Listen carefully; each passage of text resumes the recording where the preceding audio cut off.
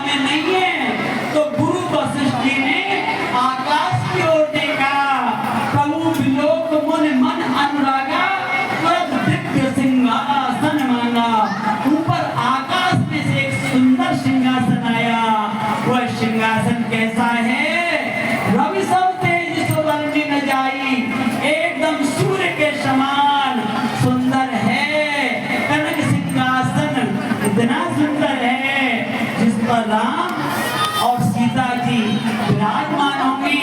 मगर उससे पहले गुरु जी ने कहा, राम अब तुम जटाओं को बिसार दो और सुंदर स्नान करके राजशाही वस्त्र पहनो। तो राम जी ने सबसे पहले अपने भाइयों की जटाओं को काटा है, स्नान कराया है, सुंदर वस्त्र पहनाए हैं।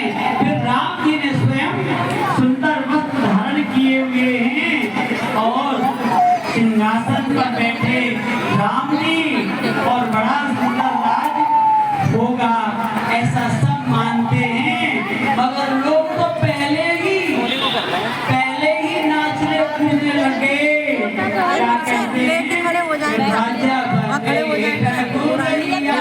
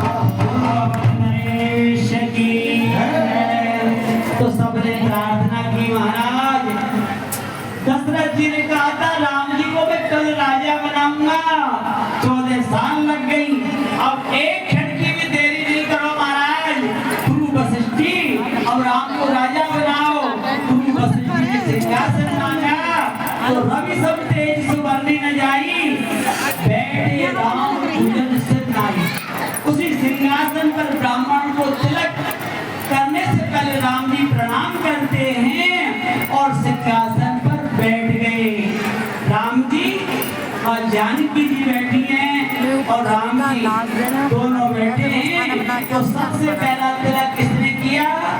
प्रथम तिलक वशिष्ठ मुनि कीना। प्रथम तिलक वशिष्ठ मुनि कीना। मुनि सब तीर्थन आय सुखीना। वशिष्ठ ने श्री राम जी का पहला तिलक किया, सभी ब्राह्मणों ने तिलक किया, आशीर्वाद दिया और माताएं बड़ी प्रसन्न हैं। सुख लोग हर्षी में तारी, लोग हर्षी में तारी, बार आरती उतारी, बार आरती उतारी। माताओं ने अपने पुत्र की राजा बनती आरती उतारी। भगवान का राज्य कितना सुंदर है। देख देख भौतिक तापा, राम राज का ऊने व्यापा, भगवान का इतना सुंदर राज हुआ कि अध्यात्म आदि आदि भौतिक तीनों प्रकार के ताप किसी को नहीं प्यारते, सभी लोग पसंद रहे। क्यों? दुखी आदमी कब होता है? जब कुछ बुरा करेगा, पुलिस पकड़ेगी ना, डंडा मारेगी किस बात पर? बुरा करेंगे तब ना, और जब बुराई नहीं करेंगे तो पुलिस को पकड़ेगी, डंडा क्यों मारेगी? तो राम जी ने पहले सबको सावधान कर दिया था और सबसे पहले अपने भाइयों को बुलाया। सुनो, ये मत सोचना मैं राजा हूं तो कुछ भी करोगे, नहीं।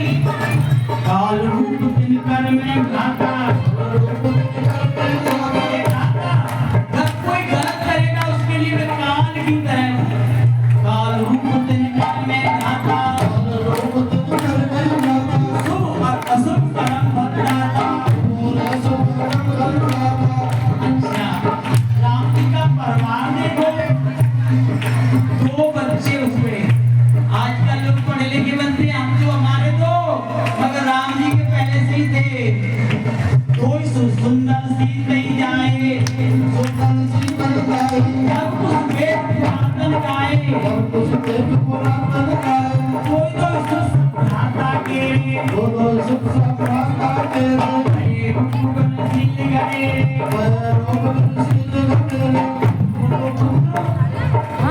चारों भाइयों के हुए। तो एक बात आप समझ लो, जब 9 दिन पहले ये राम कथा शुरू हुई, मैं भी आई रही हूँ, 9 दिन पहले जब ये राम कथा हुई थी, तो रामायण जब हमने शुरू की तो उसमें 4 श्रोता थे और 4 ही वक्ता थे। 4 यानी कहने वाले और 4 सुनने वाले, और इन चारों का एक ही प्रश्न था रामायण के अंदर। पहला प्रश्न यही था, देखो यागवल्ली से भानुवाई ने पूछा, भगवान राम केवल राजा के पुत्र हैं। यही प्रश्न भोले बाबा से माता पार्वती ने पूछा।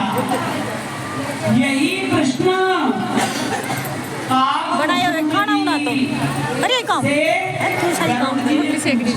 रोटी मेरी बच रही है।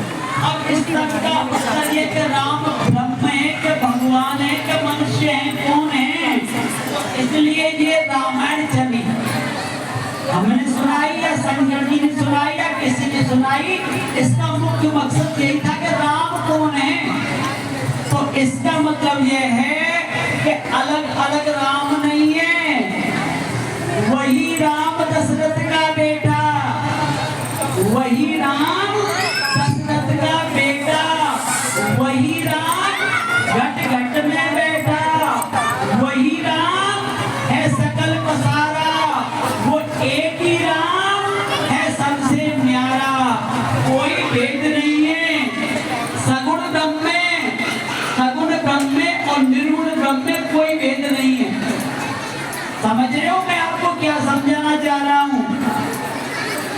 भगवान जो ऊपर से आए वही है। कोई कहते हैं कि ब्रह्म और भगवान में अंतर है, नहीं।